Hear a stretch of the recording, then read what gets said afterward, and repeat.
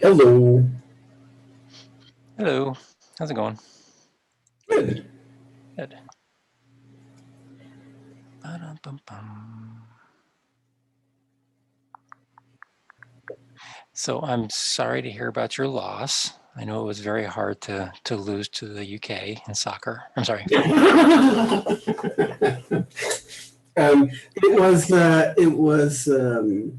It was well deserved, and they have been playing a terrible tournament, so it's okay. The reward was that we lost the coach, who I personally wanted to get rid of for 6 years. So I'm satisfied with the result. Interesting. Yeah, we have many colleagues on my team who live in Germany, and they all basically, stopped working early to go watch the game and stuff. And you could in the Zoom calls, you could see them starting to drink a little early and stuff. And so they were all excited. So Yeah, so with that coach, it was not my team for the last two or 3 years, but the Swiss team has a bunch of players from my hometown team. Mm-hmm. And so I'm supporting Switzerland because of that. Interesting. Like the goalie who won the game against France, Jan Sommer. That's our boy. Ah, as you might imagine, being an American, I don't follow soccer. You don't follow actual sports. I understand. Yes. You follow those leagues where nobody can be relegated. Something like that, yeah. And where if you are the last in the league, you're rewarded with draft picks. Yeah, well, otherwise you get things like the New York Yankees just dominating every year, right? So. Yeah. Are you making draft picks for baseball that we don't know about? No, doesn't baseball have something similar to football, where based on how you did in the standing, you have different rules or different. I'm not sure rules is the word. It's been a while, but I think they do, and they have something like 20 rounds of draft picks or something like that. It's crazy. Yeah, they have something like. Yeah, I don't follow much of it anymore, to be honest with you. Every now and then I like watching a good game, but I don't follow it like I used to when I was young. Yeah. Let's see. Hey, Tommy. And Manuel. Hey. Hello.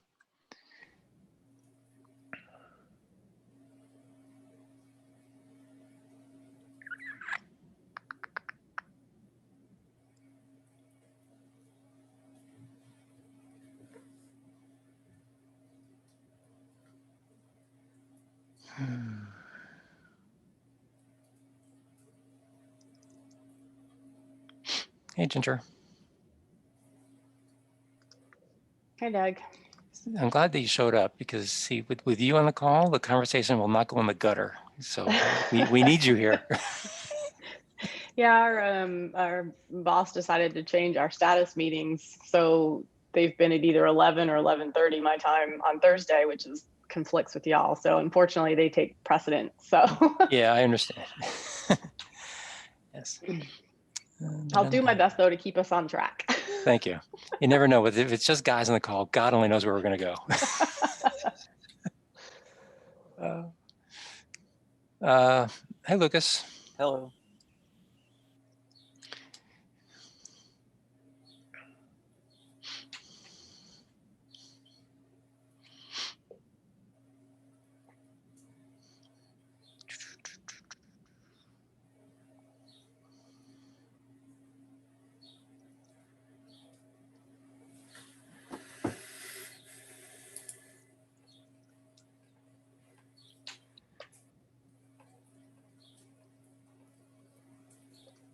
Doug, is that your house that has all the birds singing?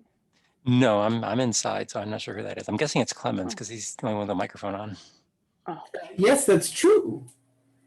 And I'm sorry. No, it's very lovely. I mean, considering some of the background noises that happen on these calls, I think that's fine.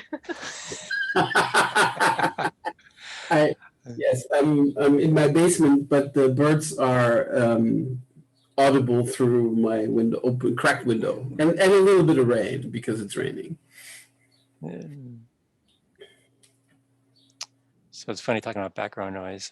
It wasn't on this call, so I think it's safe to say this, but we were on an internal call one day, and I don't remember exactly why, but the moderator decided that they wanted to unmute everybody, and that was not smart. And I know this is going to be totally sexist, but there was a lady on the call who clearly did not know we were listening. I swear I have never heard guy or girl, with such a foul mouth. It was shocking. No. And I'm not sure anybody could figure out who it was because there were multiple ladies on the call, but it was just like, wow. I was impressed with the level of obscenities coming out of this lady's mouth. Were they speaking about the call or to somebody else? No, they were talking they were on another phone call, obviously, because we could only hear one side of the conversation, and they were just livid about what was going on about something. Yeah, And that's what happens when you always say guys for everything. But it was just, I was just like, I never realized how bad it could really be if you unmute somebody and didn't realize it. It's like, holy cow. I mean, you kind of knew something could be heard, but not quite like that. It was an eye opener. Wow. Hey, Scott, welcome back from vacation. Flush. You have fun, I assume? That was great. Excellent. That's good. Hey, Klaus. Hey, Doc.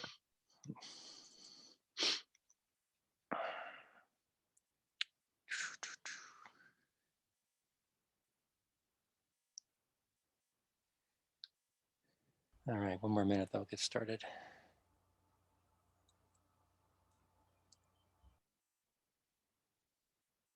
You ready to present there, Clemens?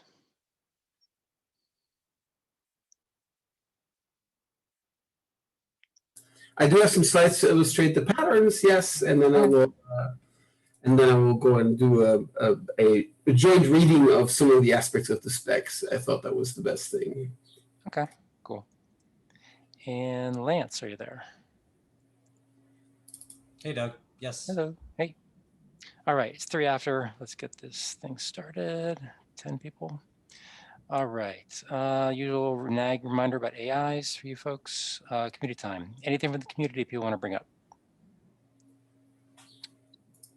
Okay. We did not have an SDK call last week. Nothing on the agenda yet for this week for the interop call. So if you want to add something before the end of this call, just do it and let me know. Otherwise, we'll cancel that one as well. Actually, Doug, I think my proposal, I think Clemens has done this now. This one? Yeah. Is it in the spec already? I don't know. Clemens, does this ring a bell? Like service entries for discovery endpoints? Basically, like, could the discovery advertise itself? I haven't touched that, but Klaus may have. Not yet, but I intend to. Okay, should I change it to your name here, Klaus? Yeah. Okay. Cool. Awesome. Well done, Scott. There you go. So Jordan will do it. All right. Okay, KubeCon. I apologize. Sometimes I'm just not on the ball. By this Tuesday, we need to submit a request for a cloud event session, which obviously is not a big deal. I can write up a thing saying, we'll give it status and whatnot. But they will want to know who the presenter is. Now, technically, we could change it after this Tuesday submission, but I want to ask on the phone call here, is there anybody who's interested in presenting the status of the Cloud Events project to the group? It's really nothing more than just saying, what's going on with either the existing spec, meaning the Cloud Events spec, or the new specs, and possibly just giving a high-level overview of what the new specs are all about and the overall status. Very similar, obviously, to what Remy did during the last KubeCon. Is there anybody that wants to volunteer to do that? You do not have to do it alone if you don't want to. If you're comfortable just doing it with somebody else, we can try to get 2 volunteers. It says Los Angeles, and so it's unclear whether the Americans will let the Europeans in until that point. Well, were you planning on going there in person? Because I thought everybody was going to be virtual. Well, it says Los Angeles. Well, yes, but I'm not sure. But that doesn't mean all of it is Well, that's a good question. Was it last week or before? I can't remember. I specifically asked if anybody was planning on going there in person because I was going to sign up for our session to be virtual. But if somebody's going to be there in person and wants to present, that's obviously fine too. Yeah, and I'm not clear how they're going to do those sessions if they're, because since they're having the in-person part of it, are they going to have maintainers do, you know, in-person talks and then just put it on the virtual, or is it all going to be virtual? I have no know. idea. Yeah, I don't know. But doing a conference half-half is kind of weird. Yeah. The whole thing is weird. Yeah, but they also require you to have proof of vaccination too, which may limit the number of people that show up. So, well, I'm not hearing anybody volunteer. So I'll take this offline and talk to some folks. But if before the end of today, someone changes their mind, you know, reach out to me and I'll put your name on the list.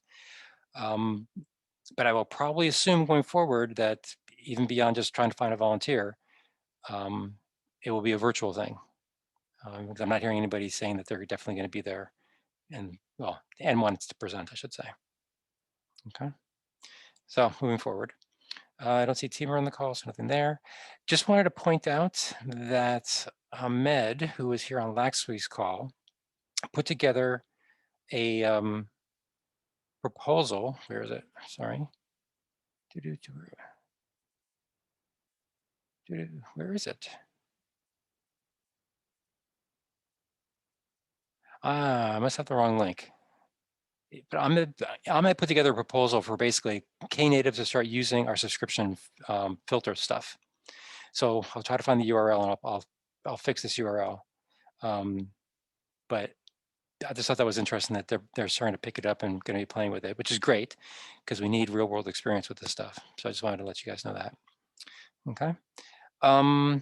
Also, last week's call, we did approve the changes to this PR, and this was the one about sampling extension, but there were some changes that were asked to be made. I think Mark noticed that we were a little inconsistent. Sometimes it was just rate, sometimes it was sampling rate, and sometimes it was sample space rate. So I made it consistent and said sample rate everywhere, both in the title of the document as well as the attribute name. I was just going to merge it, but I thought give you folks a chance just to do one last little check to make sure I didn't mess it up again. So does anything jump out here from anybody that looks wrong? Okay, so it's reapproved. Thank you very much. Okay, PR. Klaus, you had one PR. Oh, wait a minute. Did I do the? Oh, It was really just. I had to put the wrong link. I'm horrible, doing horrible links today. Sorry. There you go. Yeah, I think that was simply a mistake in the example. Yep. Using the wrong term. Okay. Any questions, comments, concerns? Any objection to approving? All right, cool. Thank you, Klaus. All right. Now, yesterday I was noticing that our backlog of issues is obviously still too long. I think it's like up to 55 or something like that. So what I'd like to do is, while Clemens is talking, I'm not saying not to pay attention to Clemens, but maybe in the background, everybody can kind of take a look at these 5 issues to see if any of them jump out at you as issues that we should not close. Like this week, I'll give people another day, you know, tomorrow to look them over, and I'll send out a note. But if there's any reason at all to keep them open, like just the inkling of something that you guys think we should actually do, then we'll keep it open. But just do a quick scan, see if any of these, see if you disagree with my assertion that we're not going to do anything with these, at least not anytime soon. So we might as well just close it. Okay.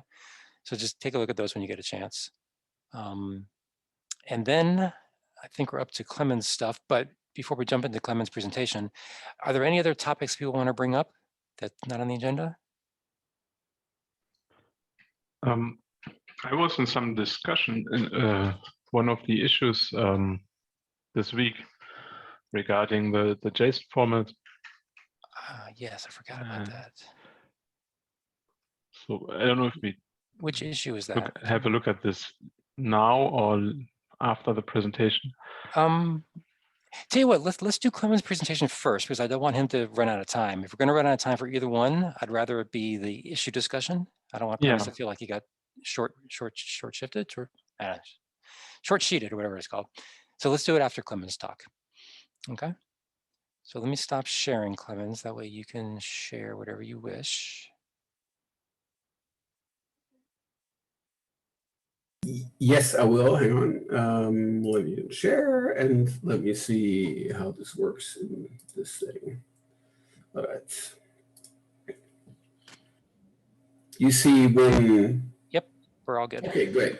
So I actually made a slide deck that's a little bit more comprehensive, but because subscriptions kind of is wedged between some of the other spec, and it's intertwined somewhat with the discovery service.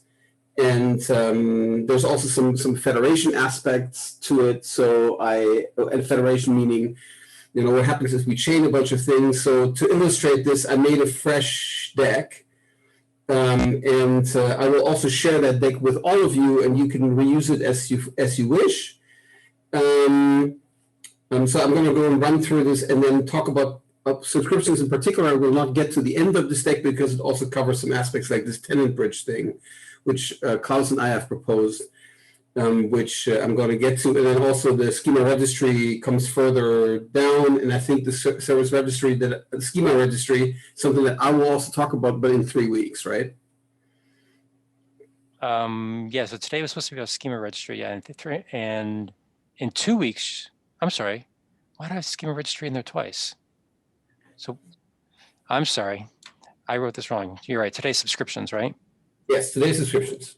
Sorry, God, I'm just messing up left and right. Okay, yes, yeah, it's in 2 weeks that you're doing schema registry. Yeah, I'm gone for 2 weeks. Yeah. Okay, so push you out to the 22nd for schema? Yeah. Okay, we'll have to find somebody else to talk about the SQL expression language because I'm not sure Slinky's going to be able to do it. He may be shifting interests, put it that way. All right, So, good. Okay, anyway, keep going, thank you. So I'll talk about some basic patterns that we do with cloud events, and then how subscriptions come into play and why we have them. And then we'll also take a look at the spec that we have. So to start, hang on, where's my mouse cursor? Here. To start, let's talk about the various patterns. So the simplest one is a direct delivery, which means you have a publisher, and the publisher has an endpoint of an app and just delivers a cloud event. That's a very common one. It seems like super simple, but if you have an application where you can go and register a webhook, and then you can call that webhook, that's basically direct delivery because you do this from your app from your publisher, something inside of your app directly to an application. The second pattern is intermediated, where you have a publisher that is leveraging an intermediary to then publish into another app. And the advantage of having this intermediary is that the intermediary can deal with things like retries and error handling. And if the target app is too busy, it can go and wait that out, while the publisher can go and do different things. And that's something where many applications that are implementing webhook extensibility find that once errors come into play, that webhook extensibility thing is kind of difficult. And so it's nice if you can go and delegate that in that way. Now, then there is the variation where you want to do intermediated multicast, which means you have one publisher, and that one publisher sends one event. And then there's multiple target applications that are interested in the same event, so you send that to them. And that's still where it's pre-configured, which means there's someone who goes to a portal, and in this in the intermediary configuration, or goes and writes a YAML file, and then goes and configures that for delivery. And then there's the case where the application will want to go and do that subscription itself, and that's where the subscription manager comes into play. So in the previous three examples, we had effectively the application of the configuration of the application being determining where events are being delivered. And now if an application wants to dynamically show up and walk up to the intermediary or the publisher, but mostly the intermediary, and says, I know that there are events flowing of a particular kind, and I would like to have a copy of that. It goes to the subscription manager, which is associated with the intermediary, and then subscribes. And subscribing in that case might mean that it points to itself with giving a network address so that events can be pushed to it. But it can also mean that it subscribes in a pull fashion, meaning that it opens up a connection and then basically tells the intermediary, hey, I want to have a particular set of messages. There's a key difference here in that relationship and how that subscription manager thing works. In the case where the app walks up to this intermediary and basically says, here's a connection, and please now deliver me messages on that connection, that is typically done by protocols which already know how to do this. So MQTT, for instance, has a gesture that's called subscribe, and the gesture subscribe also then implies that the messages that you subscribe to will be delivered on that same connection. So there's a complementing gesture called publish, which will then be called effectively on the app down that socket to deliver the messages. AMQP is the same. AMQP has a mechanism to go and subscribe, also to open up a link into a topic, and then again messages will come down to that topic as they're being booked for credit. Kafka has the same mechanism where you are walking up to a broker with a consumer group, and then you start getting copies of copies. So there's mechanisms, there's protocols which have that functionality built in. The subscription manager API is for cases where that does not exist. So we're describing effectively in our subscription management specification, we are allowing for and also describing the case where the application is talking to the intermediary with a protocol that already supports PubSub. And if it does so, then it would be strange if we were imposing, an additional subscription API on top of MQTT, because MQTT just does that already. So the subscription spec basically says MQTT has a mechanism, and if you use MQTT, you're going to be using that mechanism, and that brings you in compliance with the specification. But if you are expecting messages to be push delivered, then which means that the intermediary will from itself go and open up an initiated connection and then start delivering messages over that initiated connection. Then you have to go and tell that intermediary where to send things, and that is what that subscription manager API is for. That allows you to go and establish these kinds of relationships, push style delivery, and also to tear them down. So that's what I call it. Yes. Do you want questions now or at the end? Now is good. Okay, I just got a quick one. On the left-hand side, you specifically say pre-configured app endpoints. Yeah. So if that second application wanted to get added to the picture, does that app talk to the publisher, to the intermediary, or is that just not even part of your discussion?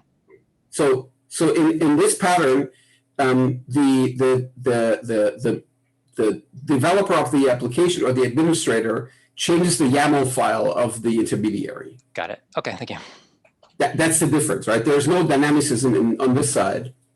Here, there's an endpoint that will help you do this. So you can do this at runtime, and here you do this at deployment time. That's the difference. Got it. Okay, thank you.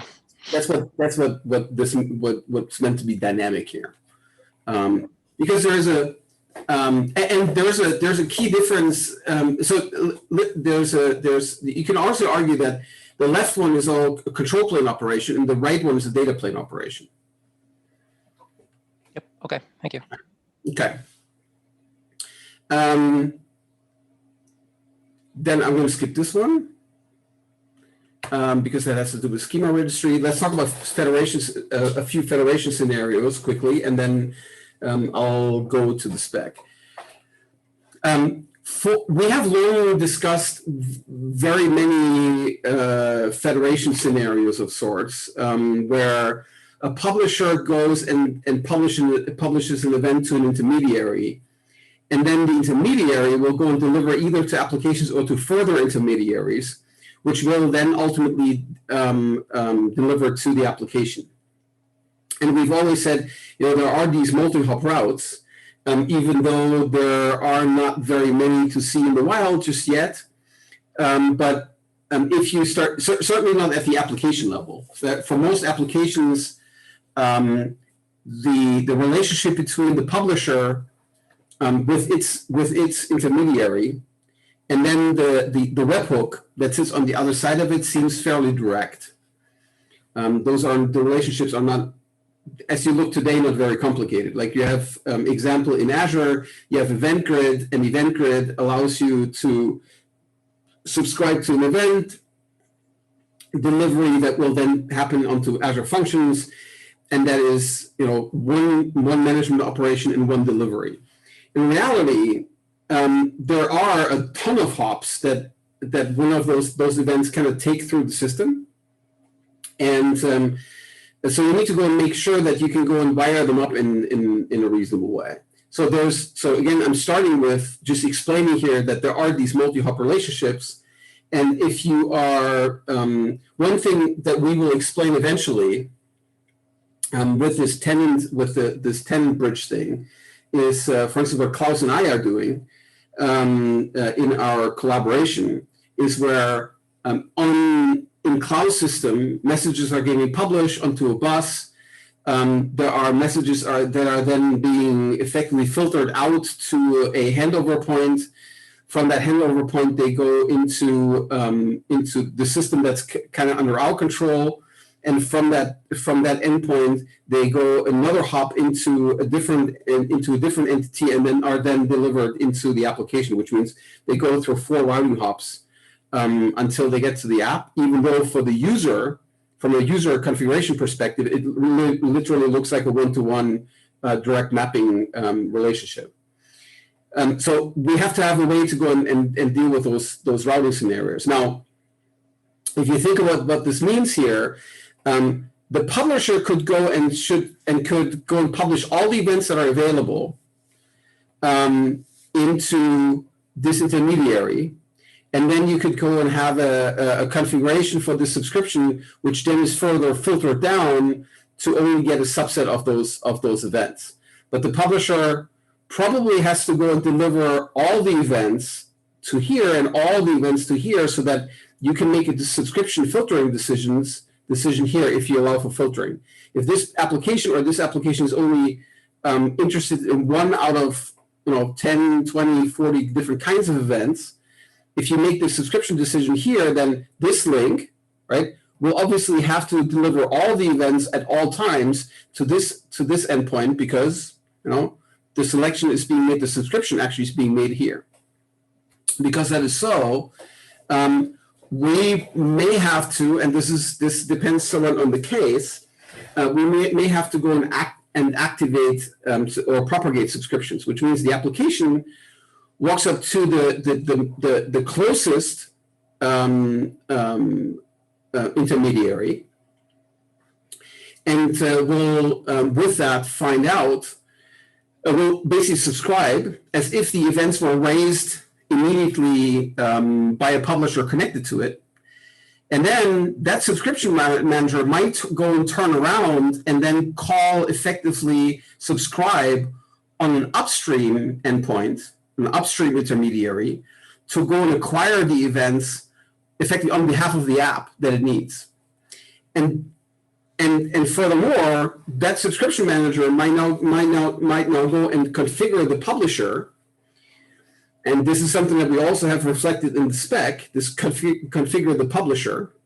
part to then start raising events or raising events on a particular cadence or do some specific work for those events to be raised, because it is quite possible that you have resources which are operating at enormous scale. Think of something like a storage system in the cloud, like for instance Azure Storage, where we are moving petabytes any hour in the storage system, and only a very tiny subset of those are really needing events to be raised about things moving.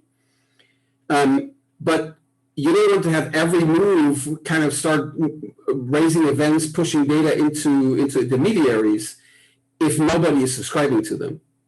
So you often need a trigger that says when the first application starts subscribing to events, only then will we go and start activating that event flow for that particular tenant, for that particular context. And that is why this subscription propagation as an optional model is valuable. So so it's not only that we are providing an API for the immediate intermediary that the application interacts with, but we also have to go and reflect, certainly while that might not change the interface per se, we'll have to describe that sort of relationship.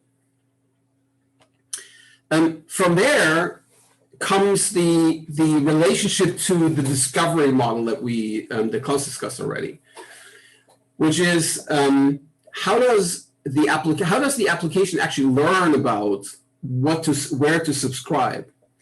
And the publisher will make events will publish effectively what it will a service discovery document into a discovery service. So with this, it announces, that's what we call this, it makes an announcement and says, this is me, I'm the publisher, I have the following endpoint that clients can go to subscribe for my events. And I need to go take a look at something for a second. Yep, I have that. So and we'll start with the simple scenario of having a central discovery service. So there's a central thing that all the publishers and all the apps can see. The publisher goes and publishes its service document into that central discovery service, and now any app that is interested in any events walks up to that central discovery service, enumerates all the service documents, and it then finds a service document where it has a publisher that is interested in, enumerates the events, and then goes to the subscription endpoint that's listed in that document, and then starts subscribing to events. So that's how it learns about the subscription endpoint. The application will typically not, in the push relationship, it will not know about the identity of the push agent, which is pushing the data to it, but it will learn about the identity of the subscription API endpoint. Okay, so that's the central registry. This is the simple case where you have one discovery service, and with that, all the apps are configured to look at that discovery service. The boundaries that I have here and here are meaningful because things can get a little bit more complicated. So wait, Clemens, just want to make sure I understood something though, because in this particular case, you're suggesting that all four apps, or I guess three different categories of apps will actually get different results from the discovery service based upon where the subscription should go to, right? Because I think you just said that the topmost app will subscribe to the one right next to it, where the bottommost app is going to subscribe to a different subscription manager that's in the second tier, not the third tier. And that might quite well be true, but I'm getting so that might be confusing because I'm also getting to, I have three more, one slide ahead, Okay. 2 slides ahead. I'm getting to resolving that puzzle. Okay, sorry, never mind, I'll wait. Okay. It's okay. So this is what I cleaned that up. Actually, I think that was that's a stray line that I should go and delete just for clarity's sake, because I think this is right. And I think that's why I corrected this. So there's a slight difference between this and this, and that is that there are scenarios where the discovery service is centrally governed, which means the publishers actually don't publish directly, but there's some person which goes and registers stuff, like a developer or an administrator who puts them into a YAML file. I'm going to make this a running gag. So that's a slight difference. It has to do with the dynamicism of the registry. So let's assume now, and this is and we just alluded to this. It's not clear that the app that is getting, the publisher is now publishing a document into. Okay, let's go back here. Publisher is publishing a document into the registry, into the discovery service, and the app wants to go and subscribe. Like, how does the app know to go here, or how does the app know how to go here? So the exact question that you just asked, and do we know that this app actually has access to this endpoint or this endpoint? And what if this app sits in a VNet and the publisher sits in a different VNet and they can't even see each other, or if it's impossible to go and see that discovery service? So the way how we have to go and take a look at that is that really discovery and subscription endpoint, and also the data plane endpoint, and how you get your services. How you get at your events. Those may have to be co-located in complex scenarios where you have applications that are sitting inside of their own virtual networks. You have applications which are spread across geos. You have applications which span on-premises and cloud environments, where you simply don't have line of sight from the app to the publisher, or not even from the app to resources that the publisher can't see. So you will announce into the discovery service, and then effectively along the flow direction of events, you will then go and republish the contents of the discovery service over to the next scope. And that may quite well happen also via a subscription model. So you can go and subscribe in this cascading way, as I showed in the other slide, on the other slide, from the event source to the event source, and then basically activate the publisher. And at the same time, this is motivating why we need to have the events also, and event subscriptions for the discovery service. You may have to go and subscribe for change events for this discovery service, so that once you publish or publish a change, that published change will also then propagate over into this registry or this discovery service. Now, as you are publishing from here to here, this entry for the subscription manager will point to this here. As you're publishing up, then this discovery service will have to go and rewrite that entry for the subscription manager such that it points to a local version, because that's the only one that the app can see. And we'll then have to, and this subscription manager will have to be seeded, configured, and this is kind of why they're closely connected, with effectively the downstream address, so that it can then go and subscribe. So once a subscription comes here, it basically just goes and propagates that subscription out to this subscription endpoint, so that the publisher will then be activated once the first interest in events are being registered. Or, as I said earlier, that may also be such that the publisher just pushes events anyways, and that those events are then being disseminated. So there are going to be, and that's my last slide for this, there are going to be some very interesting scenarios also, kind of how to do these callbacks. And these callbacks and how we activate things is one of the reasons, and having there to probably cross tenant environments and also do some magic to go and cross virtual networks. Clouds can do tricks. Is the reason why we have this tenant mapping specification or issue that we raised, Klaus and I.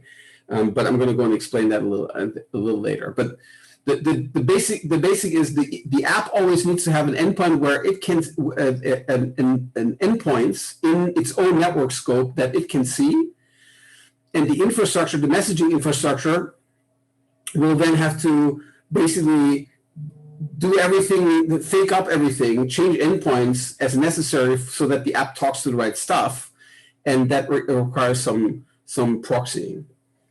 So, further questions before I go to spec? All right. So here's the subscriptions API document, and I think there's a way in this fancy browser that I can go and do a little bit bigger. There we go.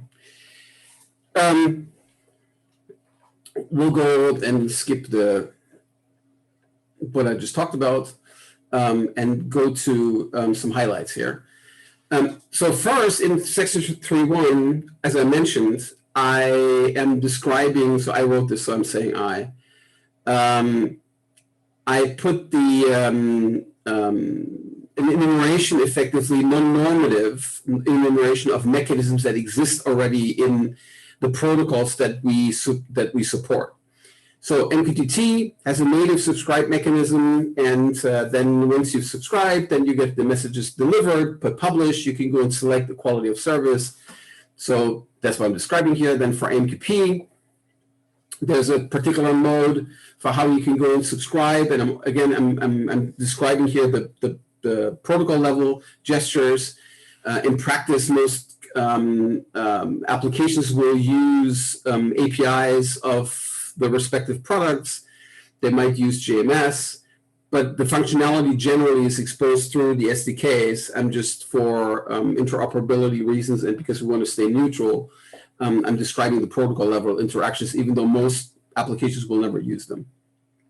NATS has a sub-operation that's very similar to MQTT, which means you subscribe to a particular stream of messages, and then whenever something shows up for those messages, then you're going to get the data with a pub operation in your direction.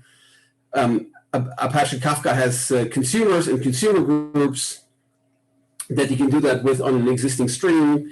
And then HTTP does not have anything like this, but it has a server push model that I'm mentioning here for completeness, which is somewhat behaving like this, but it's more constrained. So because HTTP doesn't have that as an inherent feature, and HTTP is the most popular protocol, we'll have to go and create a subscription manager API that helps HTTP. And because it helps HTTP, we also want to help the other protocols. So these are all those things that I've mentioned here are what I initially called pull style APIs, which means you connect out to an MQTT broker, which acts as your intermediary, and then you ask that broker to go and give you events that are matching certain criteria.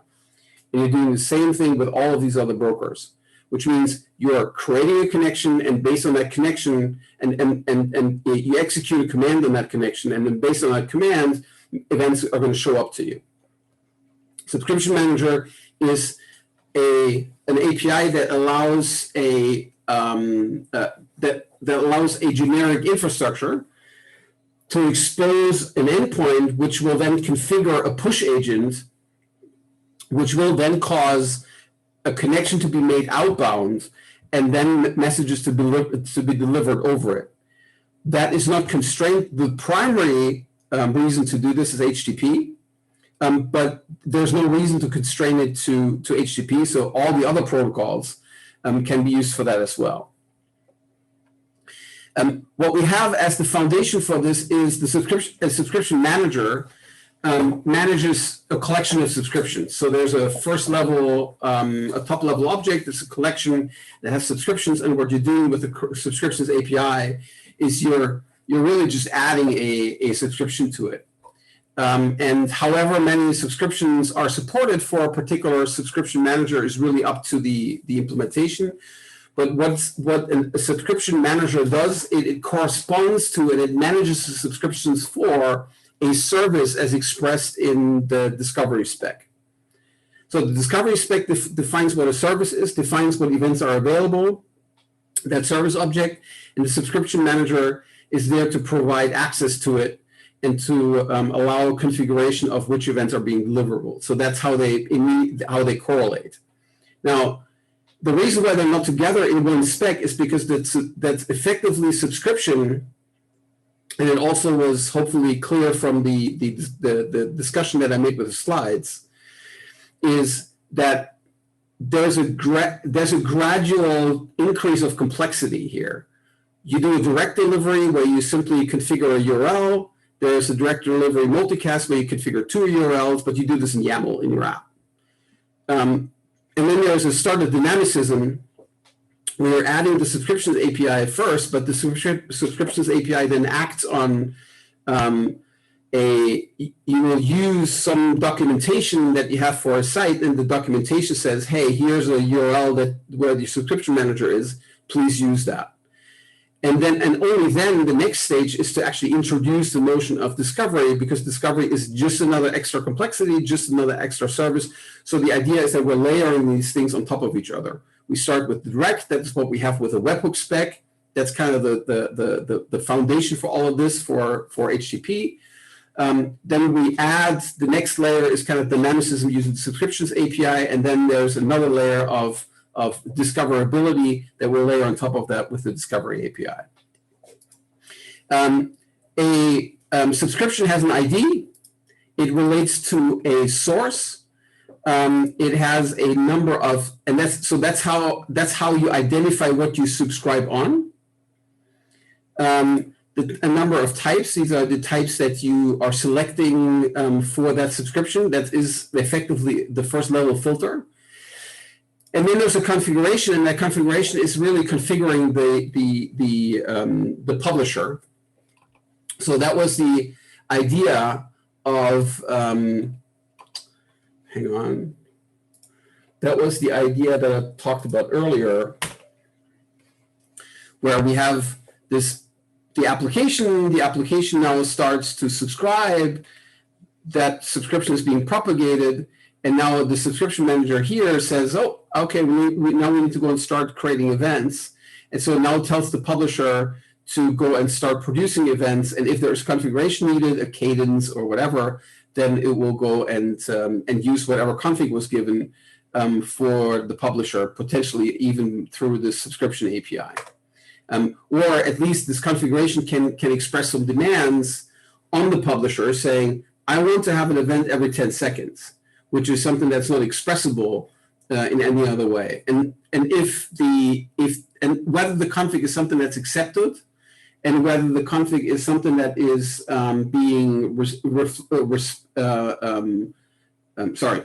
if this configuration is something that's being respected by the publisher, is really up to the publisher. And subscriptions may fail if the publisher is choosing not to support a particular configuration. So based on this, we have now selected events, right, of these types from the source, and the source is already implicitly kind of scoped to the subscription manager. The subscription manager is responsible for one or multiple sources, and if you take the source as a prefix-suffix construct, the source and more detail on the path could go and narrow down what events you are subscribing from. And then if you want to further limit the events based on some constraint, you can apply filters. And we've made some changes in the, there's an AI open, I think, that I haven't, or I filed the PR, but it's not merged yet. This has changed a little bit, but not substantially it has changed syntactically, but it hasn't changed really from the semantics. You can go and basically filter down the event again and say, I only want to have events which are scoped to a particular subject with a prefix. You can say, I only want to have events which have a particular custom property, custom attribute set, etc. So you can go and do some expressions. And this filter language, the SQL expression language, will also be discussed. That actually slots into this place, which means you can now run effectively an expression over the event.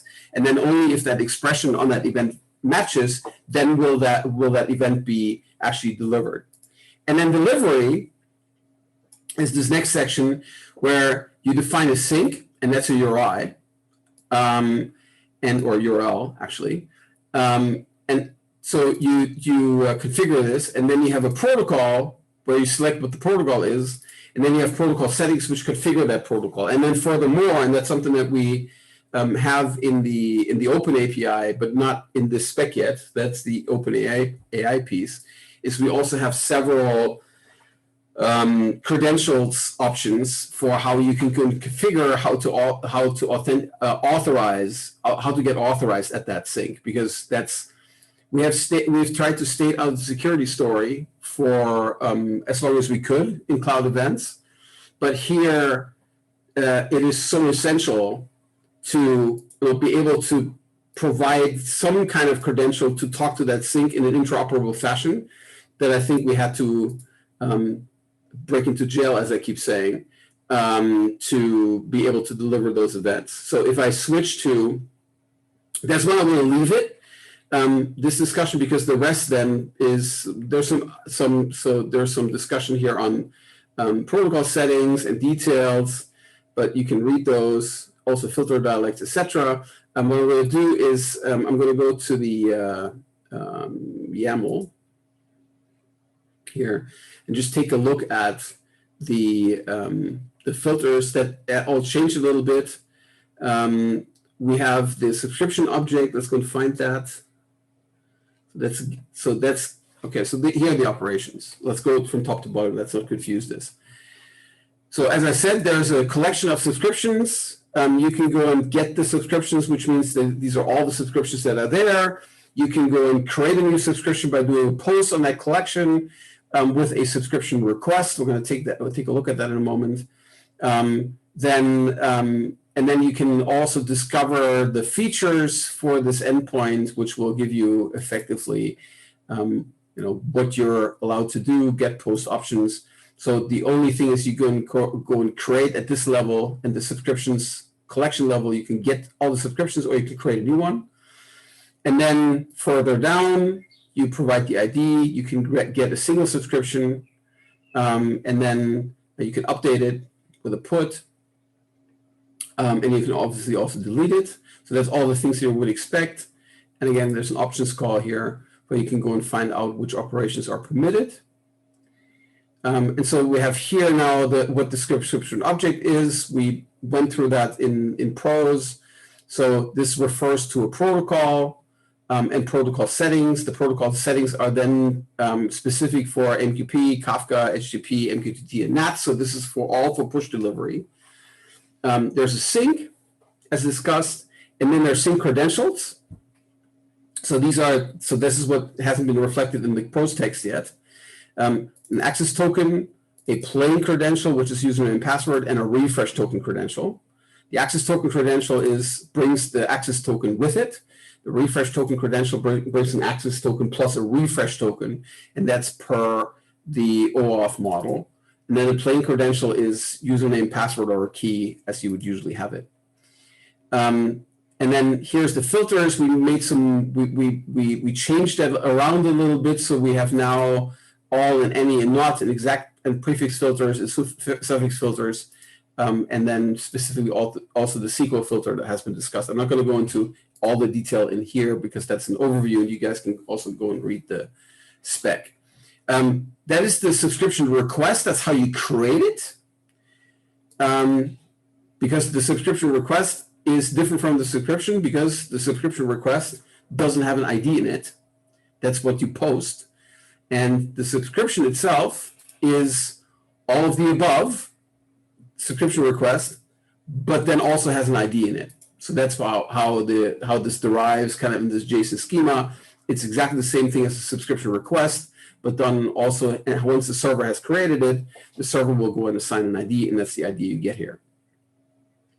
And then I'll scroll down to the skipping all the filter types, and here are the AMQP settings, for instance.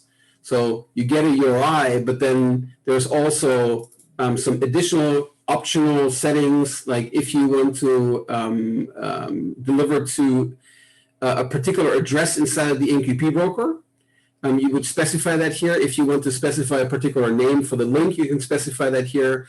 There's a specific settlement mode or potential link properties. So all of those things, if you need those to configure, then you have them here. And similarly, for Kafka, you not only need the address of the Bootstrap server, which would be implied the URL, but you also need to have the topic name, and you may have to need a configure the ACK mode and the client ID.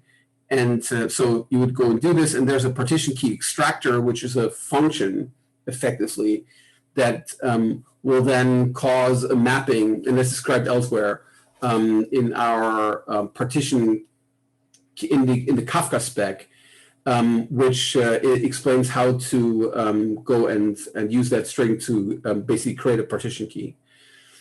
And then NATS, also there, the address is not sufficient, but you actually need to also need to have a subject, so we'll also configure this here. So for each protocol, there's a little bit of extra configuration that you need to do. And then here's the credential types, the plain credential with the identifier and the secret, an access token credential where you pass in the access token as it is, plus an expiration because that's typically required, and then what the type of the token is. And then the refresh token credential is the same as above, and so that's why this is required here, because we are deriving from it, which then also brings the refresh token. So that's it's not complicated per se. There's a lot of stuff because it's there's lots of data to move around, and you need to differentiate it. But really, the way how you create a subscription is you do a post against the subscriptions collection, and you pass in one of those subscription objects. And for HTTP, that can be very lean, what you pass with just a few options. And then, of course, the more complicated you get, the more sophisticated you get, you can use that.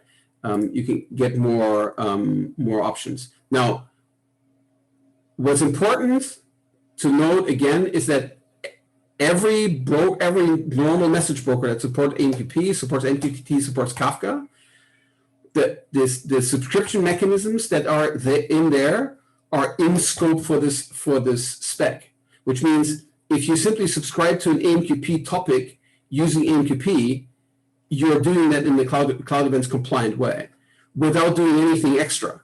We're making the AMQP mechanism Cloud Events compliant. We're declaring that's a Cloud Event subscription. And the same thing is true for MQTT as well. So for anything that's an existing broker that's already compliant with one of the protocols we support, you don't need to do any of this. Just very quickly, Clemens, if you have an existing AMQP client and it happens to end up talking to a Cloud Events subscription server, can it tell that it's done so afterwards? Is there something, I know nothing about the protocol, is there something that's returned that says, by the way, you should expect Cloud Events versus you should expect some other kind of event? No, because your discovery service will point you to it.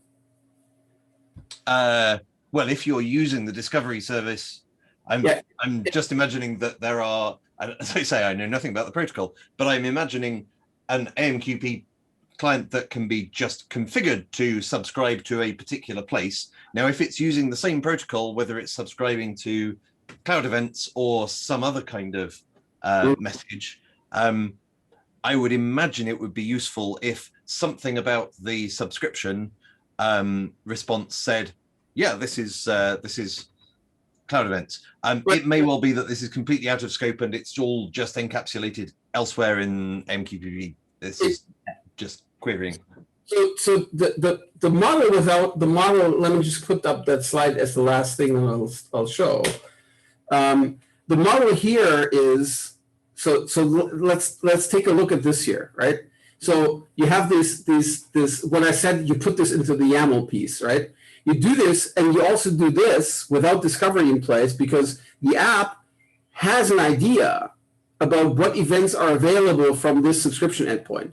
It already knows, hey, there are these kinds of events here. So the developer already has an idea what's coming out of that pipe, and that's true for all of messaging, right? Generally, when you walk up to a topic, you know what's coming out of that topic. There's Right, no so surprise here. it's not necessarily self-describing. That's fine. I'm not saying that's a bad thing. I was just curious. It's self-describing in the way that if the cloud events flow is compliant, then there will be an AMQP message that will show up. And if you take a look at the AMQP message and you take a look at our AMQP binding, then you can stare at the AMQP message that just arrived, and you can tell whether it's a cloud event. Right. Okay. So you don't know until you receive any events, but as soon as you do get an event, you know it's a cloud event. Okay. Cool. Thank you. Well, actually, just to jump in there a little, correct me if I'm wrong here, Clemens, but I believe that while the subscription API is definitely favoring cloud events, because there we look for types and source and stuff like that. Mm-hmm. There's no requirement that the actual messages, the actual events themselves are cloud events. That is true for the subscription API, yes. So they can be divergent, yes. Right. So John, it's possible that you could follow everything that Clemens talked about here and think you're subscribing to cloud events, and the actual events you get have no cloud event data whatsoever. Okay, I'm not sure how scary I find that. Yes, I don't know if it's good or bad, but that I think that's actually part of our design, and that we wanted to make it really great to use cloud events and all this, but I don't think any of the mechanisms actually require it, even though the subscription API kind of pushes you towards using cloud event metadata. I don't think the actual events themselves have to use it. I haven't read through that spec. I think that would be good to explicitly highlight as a possible, potentially unlikely scenario, but a possible scenario. Yeah. Jim, your hand's up. Yeah, it is. Firstly, I want to say thanks to Clemens, because this is just really cool, and I think I've been slightly out of some of the conversations around discovery and subscription, but I think probably where I would like some clarity is maybe some sequence diagrams or something that show how these sort of discovery and subscription endpoints work together. And the reason I'm saying that is because I understand it looks like the subscription manager is all around, I would like you to push events to me, yeah? Mm-hmm. Whereas in my mind, I was thinking some of this is saying, as a client, I would like to create a durable subscription to a set of cloud events. Yeah, so whether I'm online or offline, I would like to be able to come back at some point and maybe connect into an MQP network at an address that the discovery endpoint gave me, I'm assuming, which is where I would receive that fire hose of events. And I'm not sure I've got that relationship clear in my head. So if you want to do this in a standard way, the subscription API supports this as it stands, because you can push into an AMQP target. So you can make a durable subscription by telling the subscription manager, hey, go and send all those events into that queue, and then you walk up to that queue and get the events from there. But is it the subscription manager that's creating that queue, or is it me creating that queue and telling the subscription manager to put stuff on that queue? That's where I'm sort of maybe missing links a little bit. So I think that can be implementation specific. So I can imagine Service Bus, so our broker, to support the subscription API in a way that we will go and create if you use the subscription API on a Service Bus topic, we might just go and create a subscription for you and give that to you. So we might do, if you give us the name of the entity, and the entity doesn't exist, we might just go and create that for you. So, but I know where you're going. So the problem is I can't.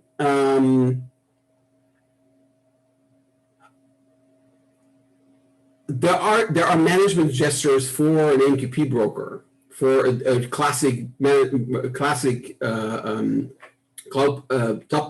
broker, and I want to avoid getting too much in the hair of those existing mechanisms.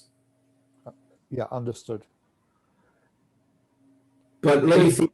Let me think about how we can go and consolidate that. Yeah, and I think where my head is coming from is something we're sort of looking at or starting to look at internally, where you want to sort of, find these events, express to an infrastructure that you're interested in receiving them, and then much like your model that you were describing as I joined, that it's those infrastructures that are then creating delegate subscriptions back to wherever that eventual event is coming from. So that those events then propagate across regional or geographic boundaries and actually make their way to an endpoint more local to me.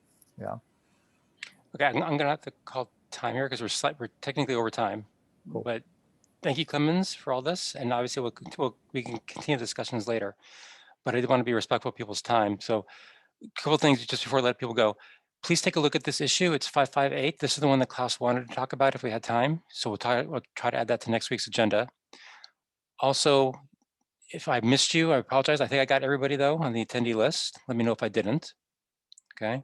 And does anybody see anything wrong with these 5 issues that I want to close? Grant, I'll send out a note that people have until end of this week to let me know.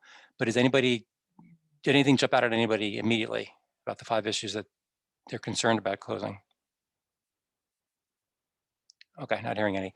And I did not see any agenda items added to the Discovery Interop, so we will not have a call, which is supposed to be starting right now. So with that, I think we're technically done, unless anybody has any last final questions for Clemens. And obviously you're free to go if you can't stick around. Just saying thanks again to Clemens. Yes, thank you, Clemens. Really good. Yep, this was really useful. You're welcome. It's a weekly pleasure to work with you all. And we look forward to it. Oh. Now it's getting thick. And now you're all getting a hug. I'll be gone for the next 2 weeks, so you will have to suffer. There you go. All right, cool. Thanks, well, man. enjoy your vacation. Thank Clemens. Again, thank you for the presentation. And talk to everybody next week. Thank you all for joining. Bye. Bye, everybody. Bye, folks. Bye.